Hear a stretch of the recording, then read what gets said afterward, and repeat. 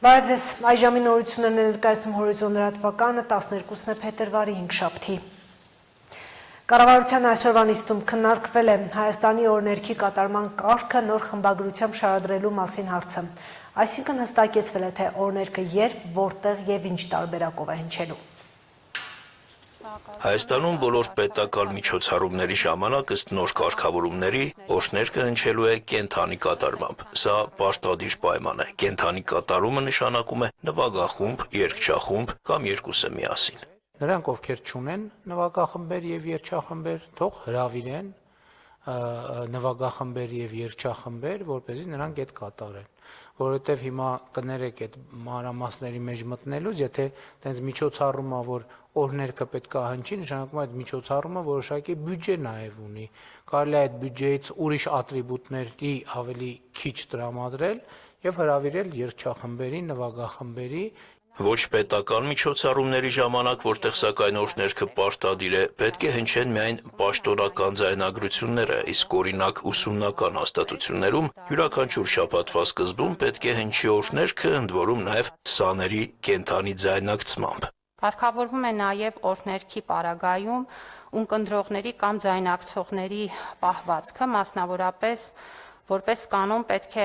հոտնկայս իրականացնել օրհներքի ունկնդրումը կամ ձայնակցումը, աջ ձեռքը կրծքին դրված, իհարկե օբյեկտիվ անհնարինության դեպքում պարզ է, որ այս ուրեմն պահանջը չի դիտարկվում, ինչպես օրինակ ֆիզիկական սահմանափակումների դեպքում եւ օբյեկտիվ այլ անհնարինության դեպքում։ Այս որոշումները եւ այս նրբություններով այս որոշումներին մենք հանգել ենք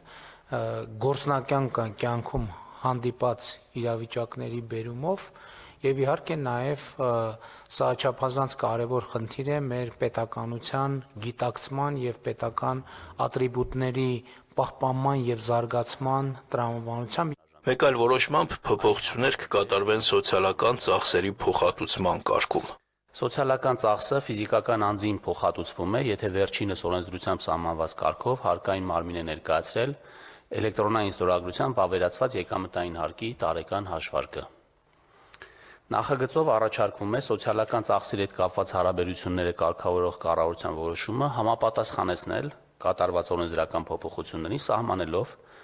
որ ֆիզիկական անձանց եկամուտների հայտարարագրման շրջանակում սոցիալական ծախսերի փոխհատուցման իրավունքը ծագում է, եթե ֆիզիկական անձն օրենսդրությամբ սահմանված կարգով հարկային մարմին է ներկայացրել էլեկտրոնային ստորագրությամբ վավերացված եկամտային հարկի տարեկան հաշվարկը։ Խոսելով այս որոշման կարևորության մասին, վարչապետը նաև թվեր ներկայացրեց սոցիալական կրեդիտների վերադարձի վերաբերյալ 2025 թվականին 2024 թվականին իրականացված ծախսերի դիմաց 76537 հայտարարատու ստացել է 6 միլիարդ 200 միլիոն դրամի կրեդիտ, այսինքն միջինը մեկ հոգու համար վերադարձի թիվը կազմել է 81000 դրամ։ Այնուհետ Վահե Հովհաննիսյանը հիշեցրեց, որ հերթական հայտարարագրումը կմեկնարկի մարտի 2-ից եւ կավարտվի նոյեմբերի 1-ին։ Նիստի վերջում քննարկվեց զբոսաշրջային ծառայություններ մատուցող անձանց համար էլեկտրոնային գրանցամատյան հաստատելու մասին հարցը։ Սա նշանակում է, որ զբոսաշրջային ծառայություններ մատուցողները պետք է գրանցվեն եւ իրենց գործունեության մասին տեղեկացնեն միայն թվային եղանակով։ Այս որոշումը իհարկե կապված է մի քանի գործոնների հետ, առաջինը, որ դեպի մեր երկիր զբոսաշրջային հոսքերը ակնհայտորեն մեծանում են, երկրորդը ներքին զբոսաշրջությունը աճում է եւ երրորդ շատ կարեւոր գործոնը հիմա գործնականում մարդիկ զբոսաշրջային ծառայությունները գնալով ավելի ու ավելի մեծ ծավալներով ձեռք են բերում առցանց, այսինքն մարդը հիմա առցանց հարթակում է տեսնում այն ծառայությունը, որը իրեն առաջարկվում է, եւ բնականաբար շատ են դեպքերը, երբ որ Photoshop-ը շատ մեծ ներազդեցություն է ունենում։ Հարցի քննարկման ընթացքում վարչապետը անդրադարձավ նաև զբոսաշրջության վերաբերյալ վիճակագրությանը։ Վերջին ամիսներին Հայաստան այցելող զբոսաշրջիկների թիվը շարունակաբար աճել է։ 2026 թվականի հունվարին մենք նույնպես զբոսաշրջության բացարձակ ռեկորդ ենք ունեցել բոլոր ժամանակների հունվար ամսվա համար, ճիշտ եմ, չէ՞ ասում, պարոն Պապայան։ Այո, Ինչպես իրավապ նշեցիք, նախորդ տարի մայիսից սկսած միայն սեպտեմբեր ամիսն է եղել, որ բոլոր այդ ամիսների մեջ 25 թվականի ցուցանիշը լավագույնը չի եղել։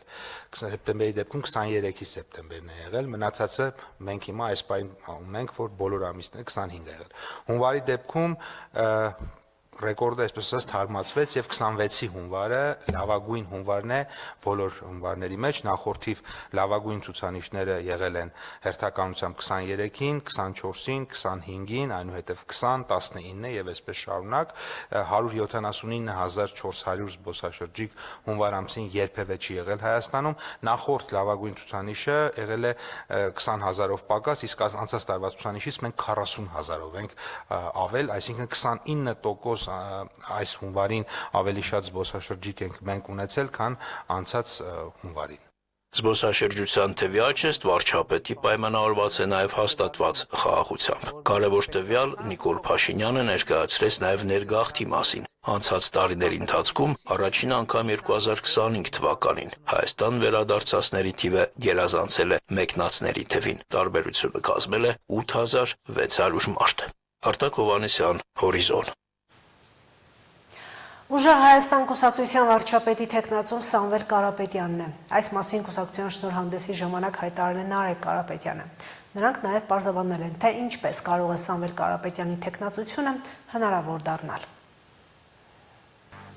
Ուժեղ Հայաստան կուսակցության պաշտոնական շնորհանդեսը մեկնարկեց Հայաստանի Հանրապետության օրներգով, որից հետո ամբիոնին մոտեցավ մեր ձևով շարժման անդամ Ալեքսան Ալեքսանյանը։ Հայտարարեց, որ տեղի է ունեցել Ուժեղ Հայաստան կուսակցության համագումարը, որի ժամանակ էլ Սամվել Կարապետյանն ընտրվել է քաղաքական ուժի նախագահ։ Ալեքսանյանի խոսքով կուսակցությանը զուգահեռ իր գործունեությունը շարունակելու է նաև մեր ձևով շարժումը, որովհետև ըստ նրանց իրենց նպատակը միայն քաղաքական գործընթացը չէ։ Մենք ստեղծում ենք այնպիսի Հայաստան, որտեղ երիտասարդները չեն փախչի, այլ կմնան եւ կկառուցեն, որտեղ ընտանիքները կապրեն արժանապատիվ, որտեղ գյուղերը կվերակենդանանան, որտեղ գործարանները կվերաբացվեն, որտեղ աշխատանքն ու արժանապատվությունը կրկին կլինեն բարձրագույն արժեք։ Սա է ուժեղ Հայաստանը։ Ուժեղ Հայաստանի ծրագրերի մասին խոսեց նաև մեր ձևով շարժման համակարգող Նարեկ Կարապետյանը, ասաց իշխանությունը ինքնանպատակ չէ, գործ կա անելու, իսկ ով է կազմակերպելու եւ անելու այդ գործը։ Նարեկ Կարապետյանի խոսքով Սամվել Կարապետյանը, բայց այդ գործին մասնակցելու են բոլորը։ Բոլորին էլ ուղղված էր նրա այս խոսքերը։ Գնացեք, խոսեք հնարավոր շատ մարդկանց հետ։ Մարդիկ հույսի կարիք ունեն։ Ասեք նրանց, որ մենք ոչ թե խոստումներ ենք տալիս, մենք ապահովում ենք արդյունքներ։ Ասեք նրանց, որ ավելի լավ են ապրելու, ասեք նրանց, որ կունենան լավ աշխատանք եւ արժանապատիվ ապագա։ Եվ սա իրագործելու համար այս ուժեղ ժողովուրդը, որին հայ են դեռ կոչում, ստեղծում է իր ապագայի նոր նավը։ Ելույթի ընթացքում ներկաները նաև դիտեցին քաղաքական ուժի ստեղծման մասին պատմող կարճ տեսանյութ, որից հետո Նարեկ Կարապետյանը պաշտոնապես հայտարարեց Ուժեղ Հայաստան կուսակցության ստեղծման մասին։ Պատիվ ունեմ հայտարարել Ուժեղ Հայաստան կուսակցության ստեղծման մասին։ Ուժեղ ժողովրդի, ուժեղ լուծում։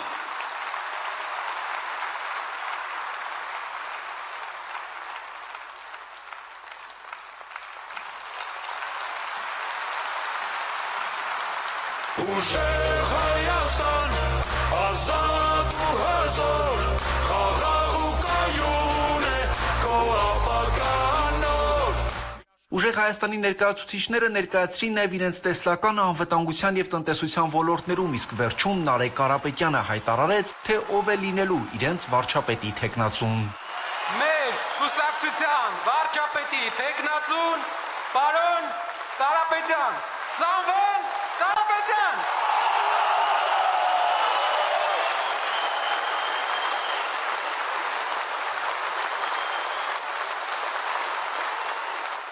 Նարեկ Կարապետյանը հիշեցրեց նաև, որ Հայաստանի սահմանադրությունն ունի 148-րդ հոդվածը, որը սահմանում է, թե ով կարող է լինել Հայաստանի Հանրապետության վարչապետ, ինչն ըստ Կարապետյանի կարող է փոխել ազգային ժողովը, որպեսզի իրենց առաջարկի օրինականության հարցում ներկաները համոզվեն, ցուցադրվեց այդ մասին սահմանադրագետների խոսքը, որից հետո Նարեկ Կարապետյանը մանրամասնեց իրենց ծրագրի մասին։ Ընտրություններից 20 օր անց ազգային ժողովի առաջին նիստին անմիջապես հանդես կգանք համապատասխան օրենսդրական փոփոխության որոշմամբ։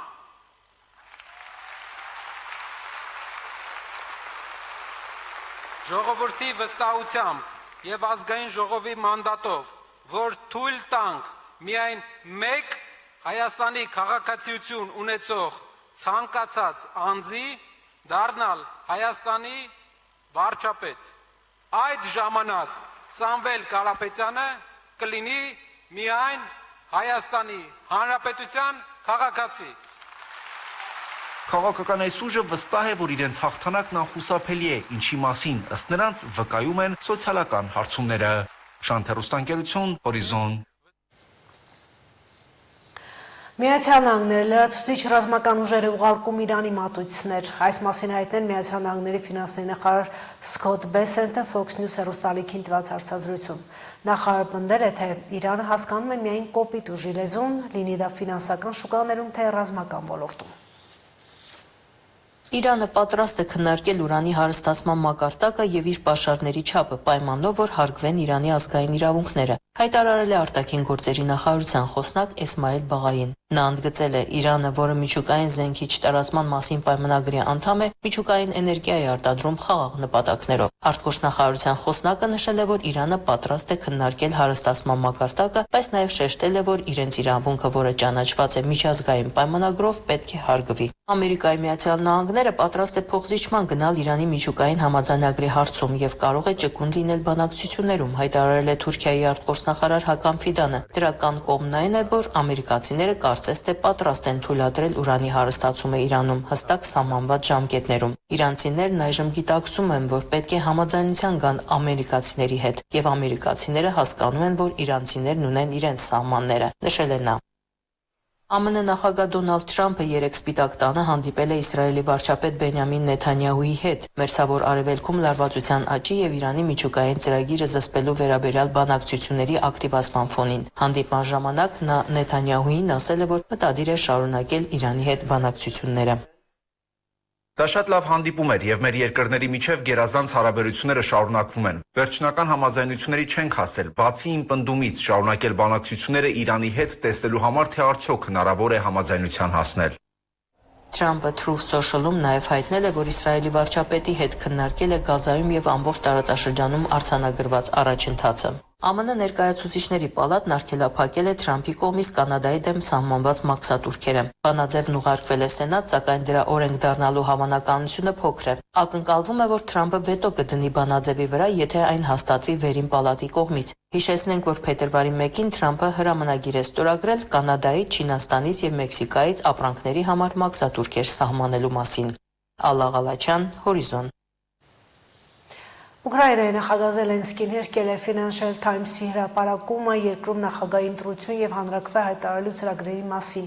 Մենք ընտրություններ կանցկացնենք բոլոր անհրաժեշտ անվտանգության երաշխիքների առկայության դեպքում հրադադարի հաստատումից հետո, ասել է Զելենսկին։ Նա ասել է, որ Միացյալ Նահանգները պետք է ճնշում գործադիրի Ռուսաստանի վրա եւ միայն այդ դեպքում հնարավոր կլինի մինչեւ ամառ ավարտել պատերազմը։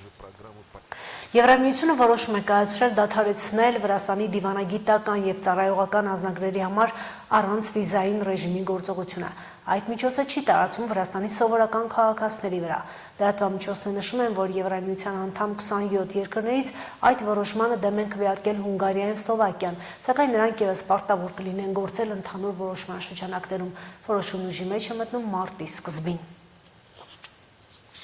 Գերմանիայի խոշորագույն ավիաընկերության Lufthansa-ի հարյուրավոր չվերթներ այսօր չեղարկվել են օդաչուների եւ բորտուղեկցորդուհիների գործադուլի պատճառով։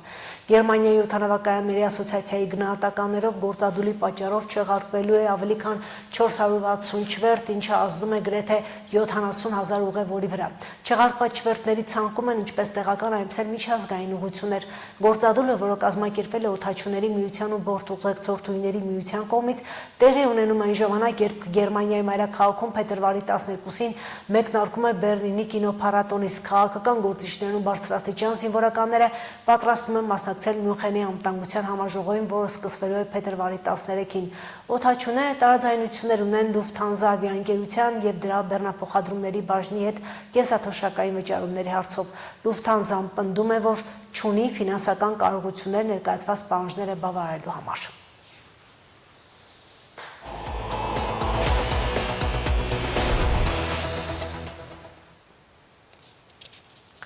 Ձմռան ամիսներին բոլորի մտահոգությունը տներում տաք ձմեռ ապահովելն ու բերած ծախսերի տակից դուրս գալը, բայց սա մի ուրիշ դարդ ու հոգս է այն ընտանիքների համար, որոնք տնակներում են ապրում։ Ձմռան ամիսներն ամենադժվարն ու ամենադանդաղն են անցնում նրանց համար։ Վառելիք են հավաքում ամբողջ տարին, որը երբեմն չի հերիքում ձմեռն հանելու համար։ Գյումրիում վաճառվող բառելափայտ հիմա չես գտնի, ձեռք բերածն շատ թանկ է։ Հարյուրավոր ընտանիքների հույսն էլ փոքրաքանակ աջակցություն է բարեգործներից ու քաղաքապետարանից։ Այնինչ բաժանում է տնակում ապրող ընտանիքներին քաղաքում կատարված ծառերի էտումից պահեստավորվողն է։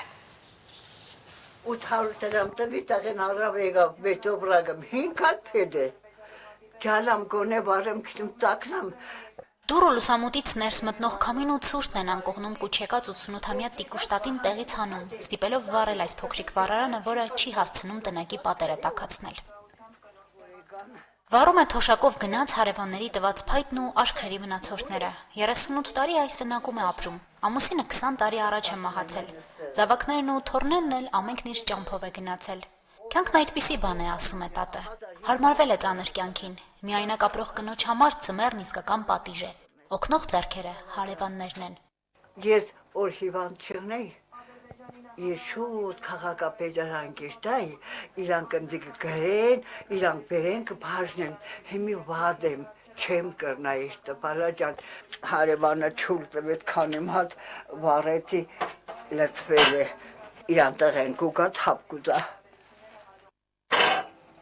88-ամյա կնոջ այս դժվար օրերին օգնողը հարևան Օֆիկն է։ Իրենց ընտանիքն էլ միլավորիչ է։ Իրենք էլ տնակում են ապրում նույն պայմաններում։ Փայտե կացարանը մաշվել է, վառելիք գնելու հարցը բարդ է, բայց ունեցածից բաժին են հանում նաև ծեր հարևանին։ Չէ, ինքը պատկերացնեց այսպես ծբեր պետք է այս